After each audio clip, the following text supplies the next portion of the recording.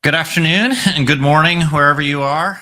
Thanks for everybody for joining us for the next iteration of our Experience Exchange, typically on LinkedIn Live, where we have conversations with senior executives from tech companies. And today I am thrilled to have with me Rich Steeves, who is the SVP of Global Partnerships, Channels, Alliances, and Ecosystems. That's a mouthful, Rich, but welcome from LivePerson, and welcome to the discussion today. Great to be on with you, Tom, and great to be on with everyone on the call. Fantastic. As you know, on most of these conversations, we don't talk a lot about TTEC Digital. We don't talk a lot about the vendors that we host, but I'm a little bit compelled on LivePerson because you have such a long storied history of, success in the marketplace.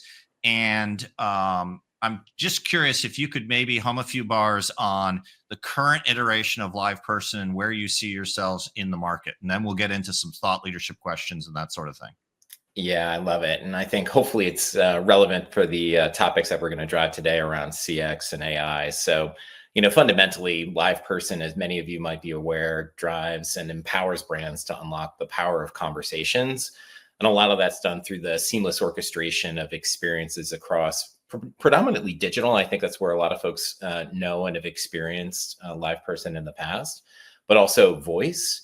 And importantly, and I think this is where we'll spend some time today, is around trusted conversational AI, really focused on harnessing personalization at scale, delivering business and consumer outcomes. So you mentioned the long and kind of storied history.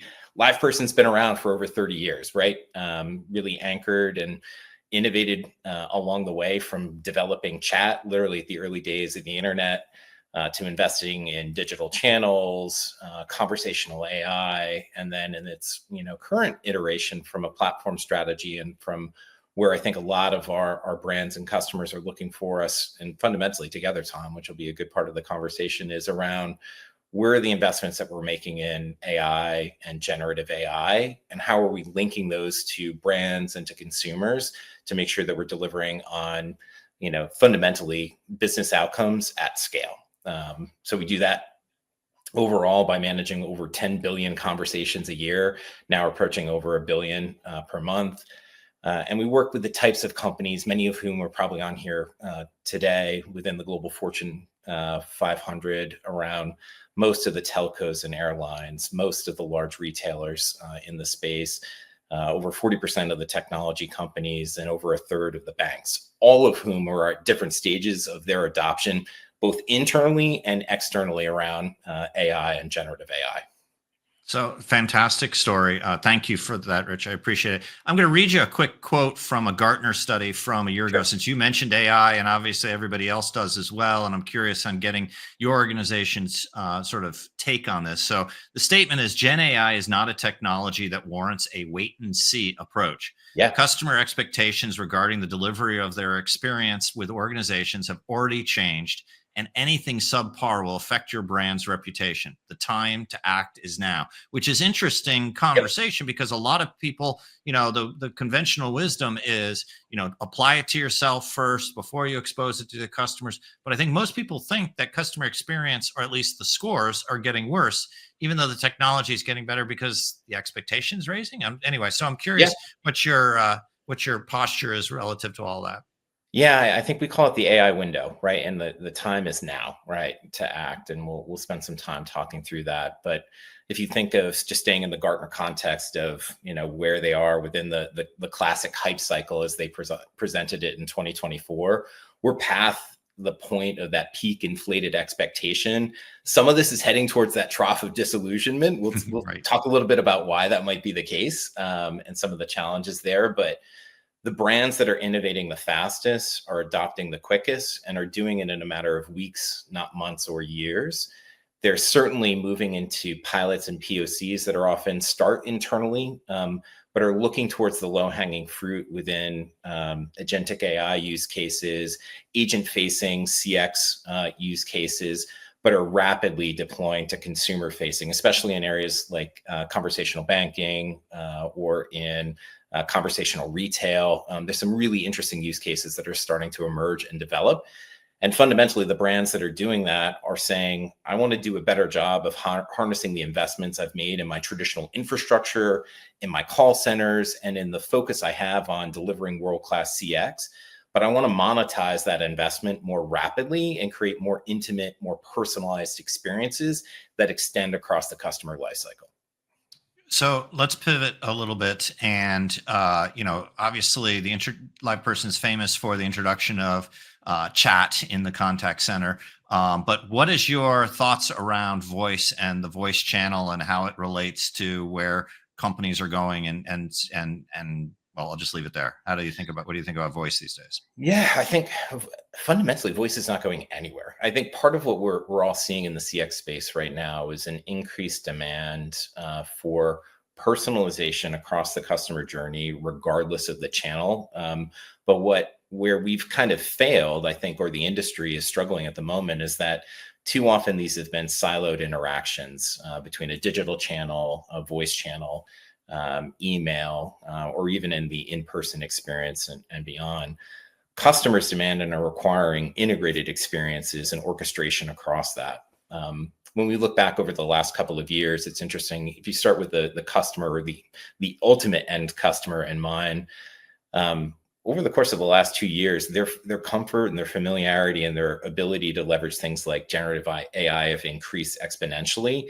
They want to engage differently across that enterprise, but they're expecting to have it occur and be supported, whether they're engaging first with a voice agent, whether they're engaging perhaps with a synthetic agent, or they're coming through a digital channel. So for us, we see nothing but volumes increasing as interactions continue to increase. What I think the challenge is for brands, and maybe for the businesses on the line, is how do you do that in the most cost-effective manner, while still increasing and solving for some of the great challenges that all of us are experiencing within CX, where expectations are really high, but fundamentally CX is at an all-time low, and there are a number of reasons contributing to that. Yeah, no, and it's a little bit funny, because the story I tell is, your eighth grader is using ChatGPT to interact with the internet and so forth, and then you go on to try to just pay a bill or ask a simple question, and it becomes, interaction hell. But anyway, Yeah, and companies have struggled. I mean, there's been some famous examples even over the course of the last couple of weeks of, intentionally complex IVR call trees, pushing customers away intentionally. Customers aren't going to stand for that. They expect a high level of service and an integrated experience, whether they're entering from, a voice channel, but if it transfers to digital or vice versa, they expect a continuity of that experience. I think of, as a business traveler like yourself, I was just in Nashville. There was snow in Nashville, as you can imagine, and ice creates a really unique situation for the business traveler.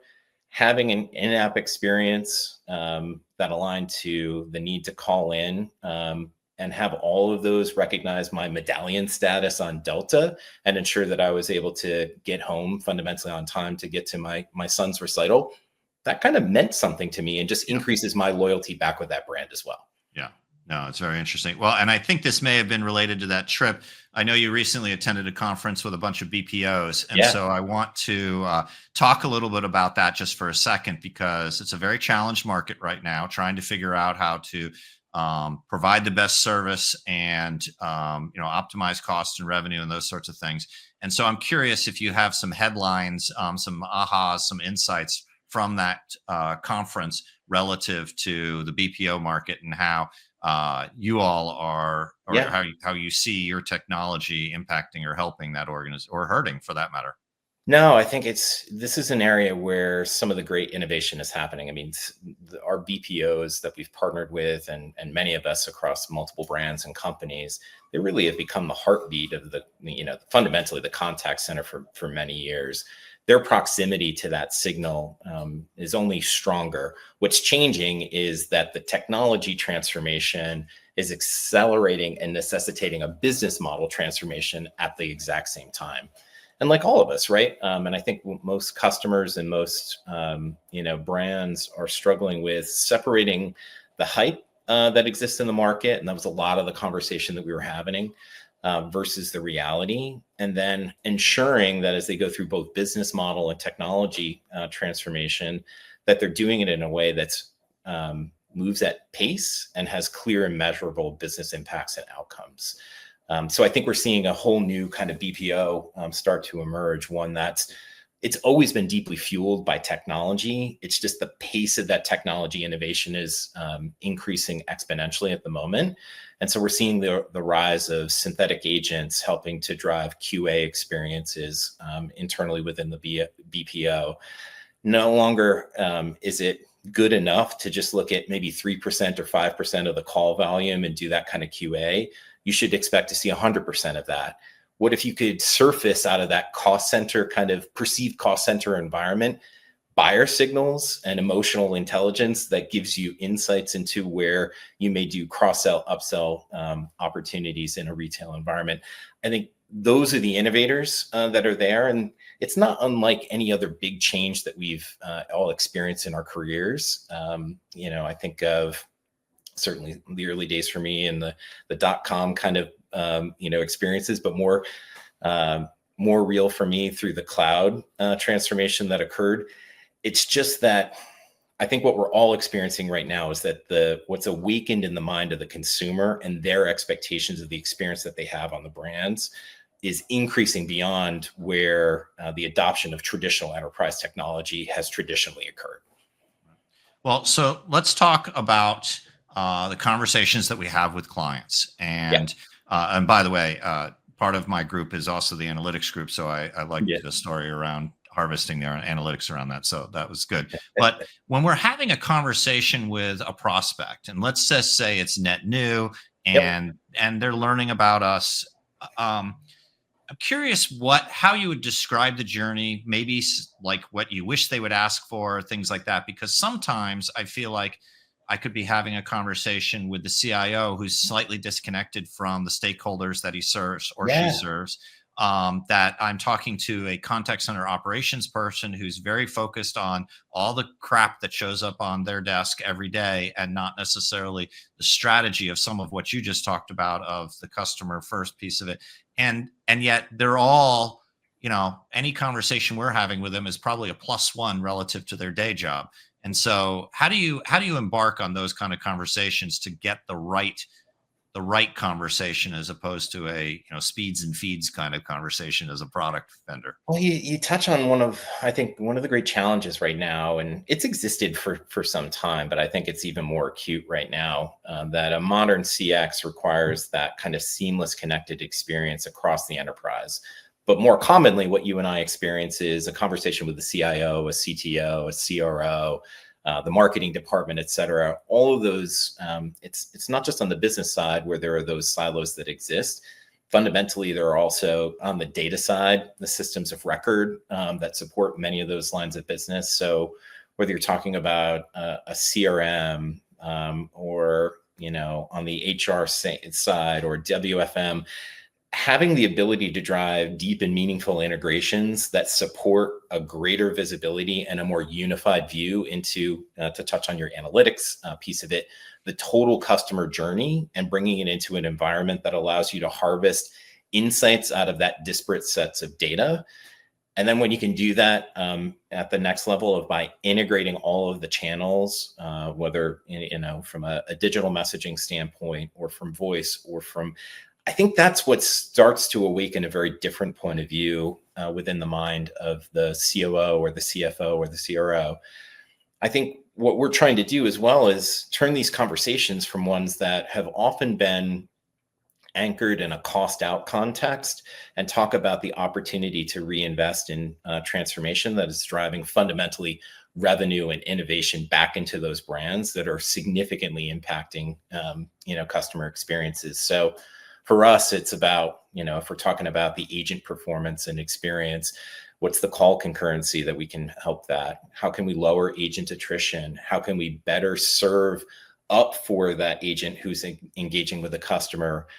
Greater insights through co-pilots around buying signals that might happen with the customer.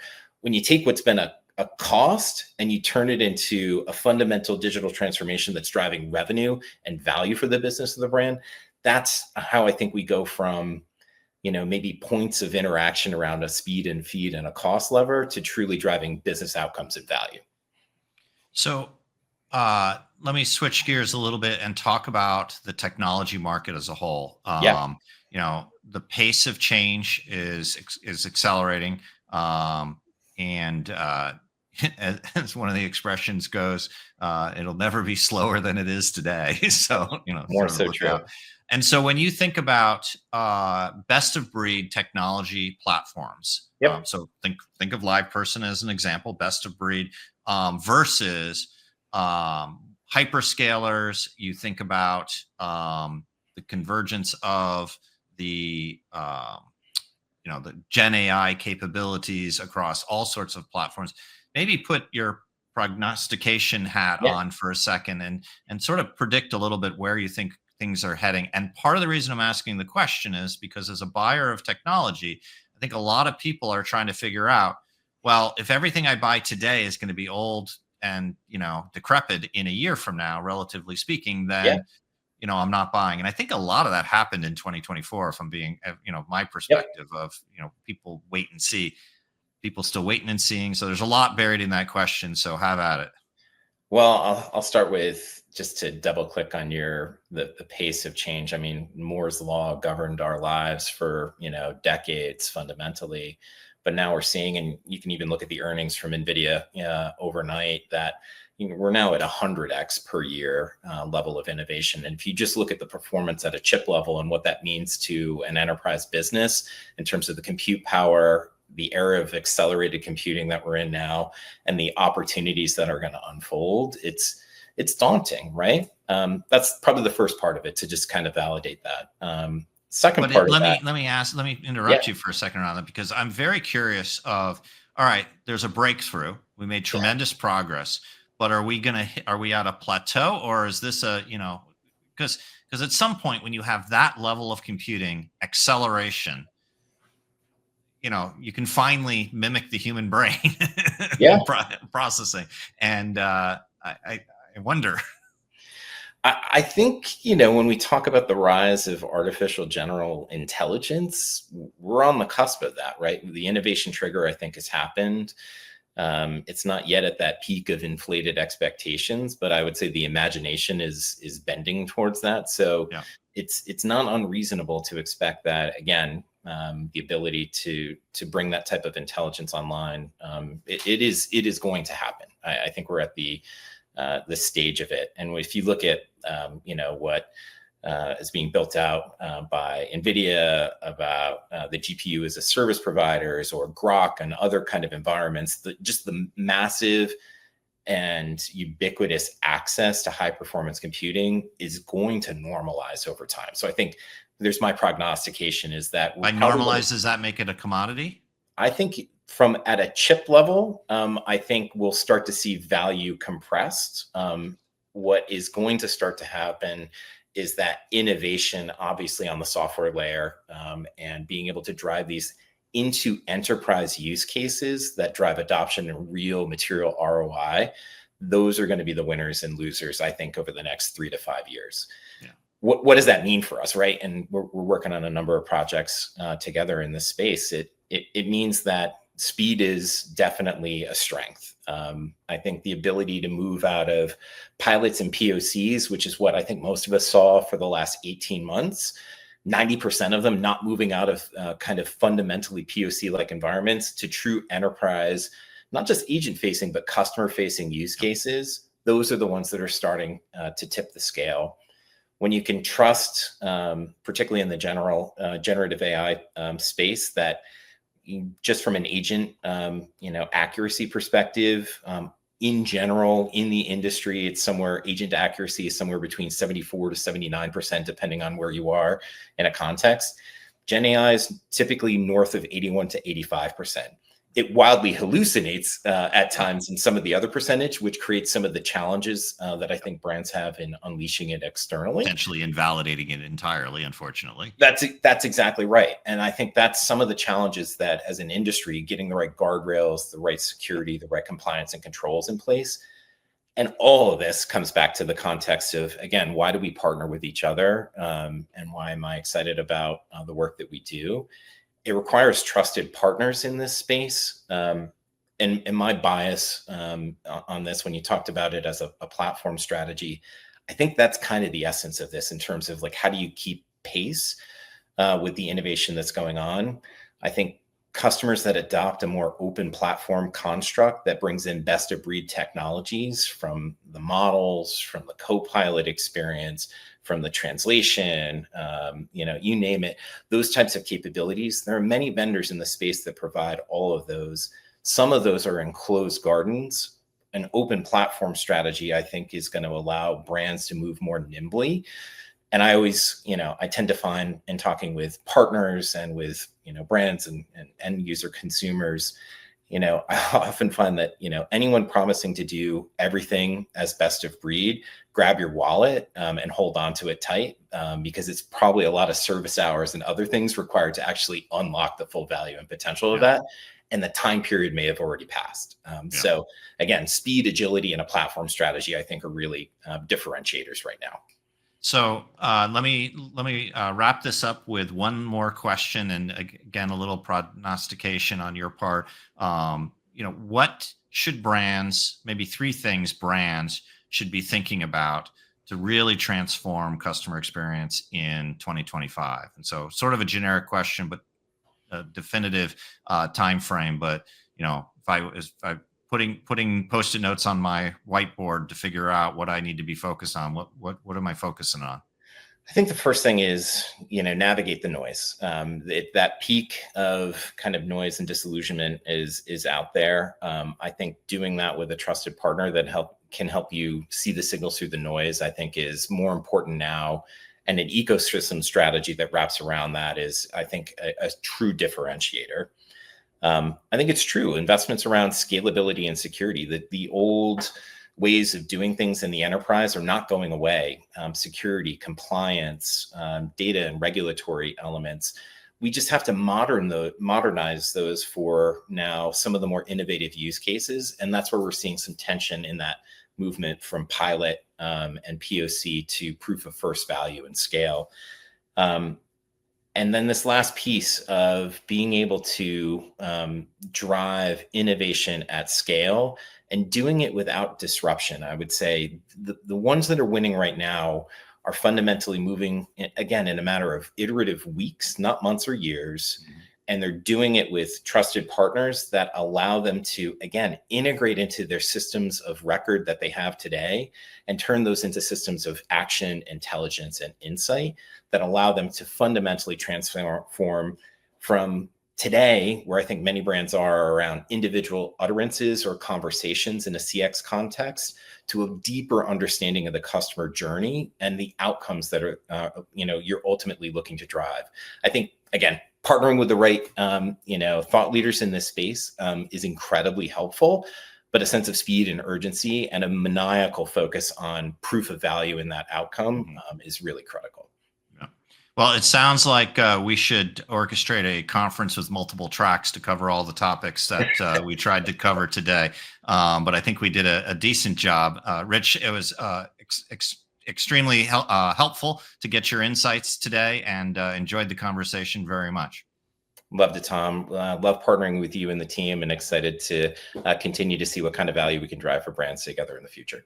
Outstanding. Thank you, everyone, for attending today's LinkedIn Live, and we look forward to future conversations with you. Obviously, if anything piqued your interest, feel free to reach out to Rich or myself directly, and have a good rest of your week.